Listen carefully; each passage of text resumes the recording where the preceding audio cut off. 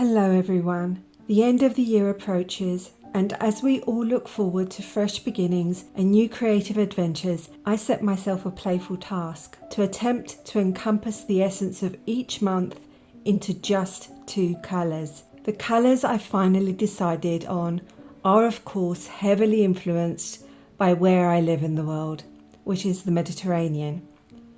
I invite you to swatch your own colour choices for each month along with me if you wish, or just take a short break from the busy world we live in and let me tell you the story of a year in 24 colours. Let's begin. The first colour I've chosen for January is Slate, which is a lovely, soft, milky grey, and it reminds me of the cloudy skies in January. So beautiful.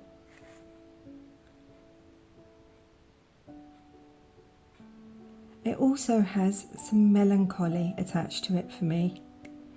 And I don't know about you, but I always find January to be slightly melancholic. To balance things out though, I chose the second colour to be Cherry Blossom. Cherry Blossom is this lovely, delicate pink. And pink may be a strange choice for some for January, but in January here, we get these lovely, streaky pink skies at sunset, and these clouds have this colour backdrop. So these 2 colours together remind me of January. For February, I think this won't be a surprise to many that I chose Rose Ashes. Of course, it is the month of love, so I chose a rose themed colour, and I love this colour. It is absolutely beautiful. It is delicate and complex at the same time. And my second choice for February is Cedar Teal. It just reminds me of the deep green foliage of rose bushes. And it has a very gentle undertone, which is, I think, very similar to Rose Ashes, and it complements Rose Ashes very well, I think. For March, I had to choose Forget Me Not because it reminds me of the March skies. The March skies are so joyful and this beautiful soft blue. And the second colour I chose was lavender.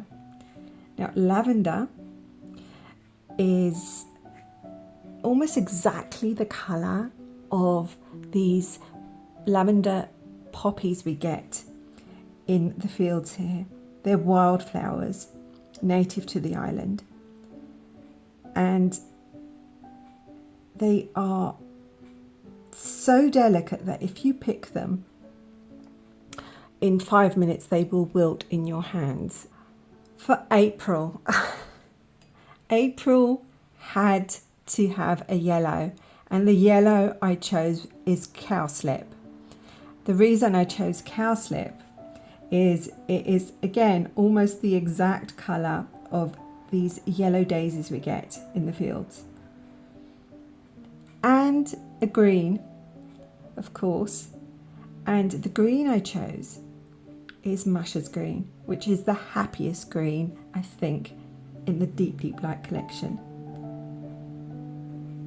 In April, we usually have Easter here, and I don't know, it's a very joyful event after a long winter, and I think Masha's green suits the spirit of April perfectly.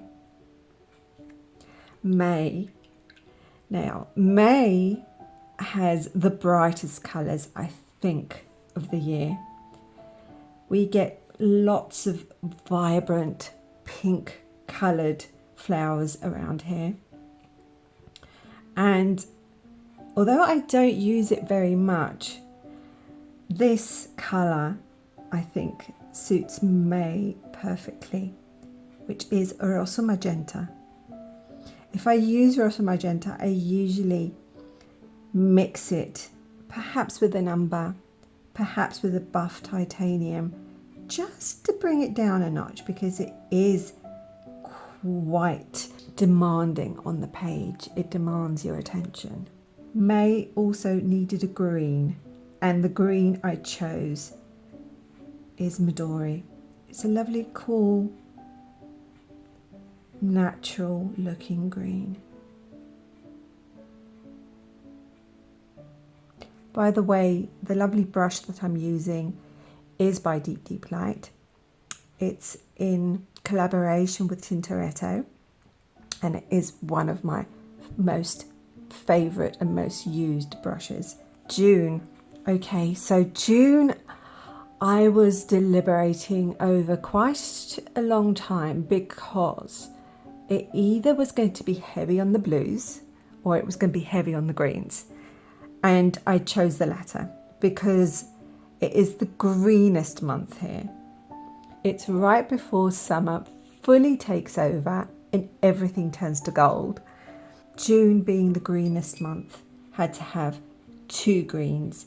The first green I've chosen is green woodpecker, and the second is forest green.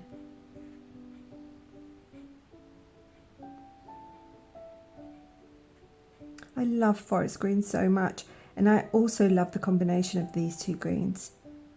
They work so well together. July. Now, July is heavy on the blues, because when I think of July, I think of the sea. We're an island, we're surrounded by the sea. So, yeah, it's going to have two blues, I'm afraid. So the first blue I've chosen was, of course, French ultramarine, because it had to be French ultramarine. Yeah, this beautiful, beautiful colour. One of the most used colours in any artist's palette, I would think. The second colour I chose was Dragonfly Blue.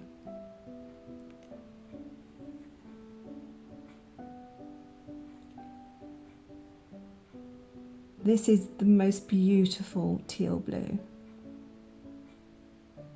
For August, the colours that I have chosen might seem a little strange, but bear with me. The first colour I chose was Haze Blue, and Haze Blue is a greyish blue. It's one of my favourite blues by DeepDeepLight, but probably is not what everyone would associate August with.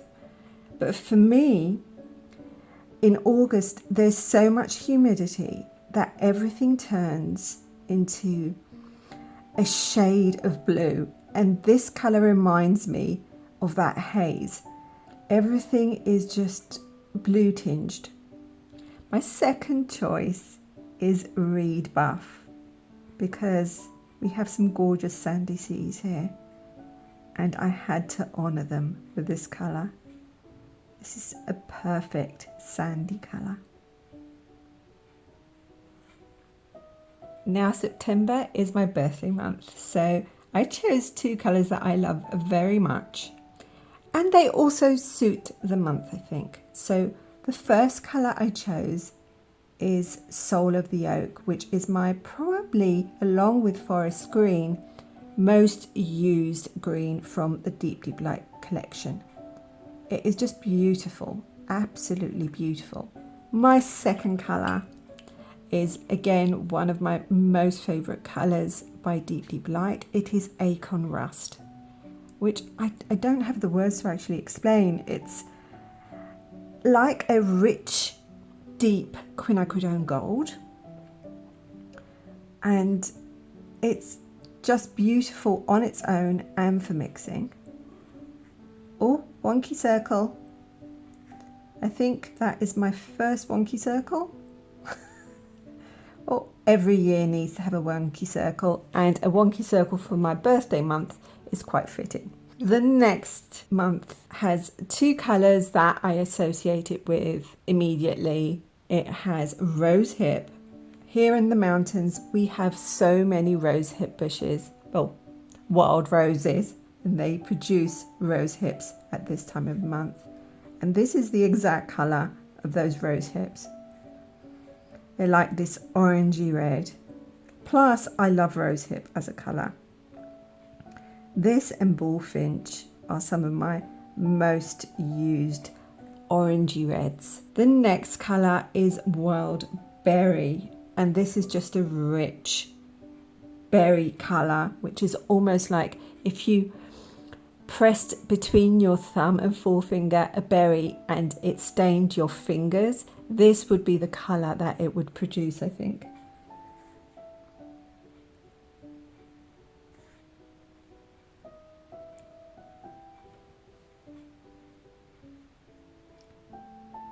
November is next. Now, November, I don't know why, but I absolutely love November. I love December as well. But November, I don't know. November, I think, is one of the coziest months of the year. And I chose two, again, favourite colours of mine. One is called Bramble, which is a violet. And one of my, again, favourite purples to use. The second colour I chose was a really deep and complex blue, which is called Night Raspberry. I love this colour again very much. So for the final month of the year, for December, I had to choose one of the colours to be Silver Tuff. I don't usually go for iridescent watercolours. However, this one I love. The iridescence of it isn't too in your face, if you know what I mean. It's just very, very delicate, and I love the hue.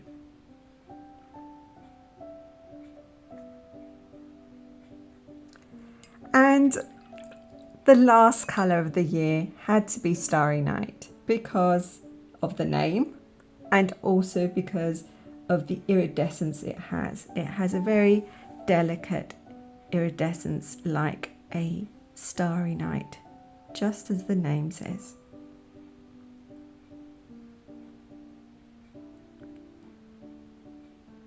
So these are the colours that I would choose for each month for where I live.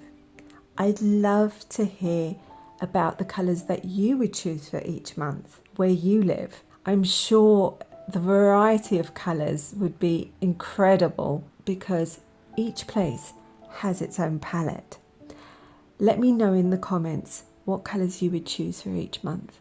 I'm going to leave you here with the warmest blessings for 2026. May it be a healthy, a joyful, and a creative year for you all. I love you guys. Till next time. Bye-bye for now.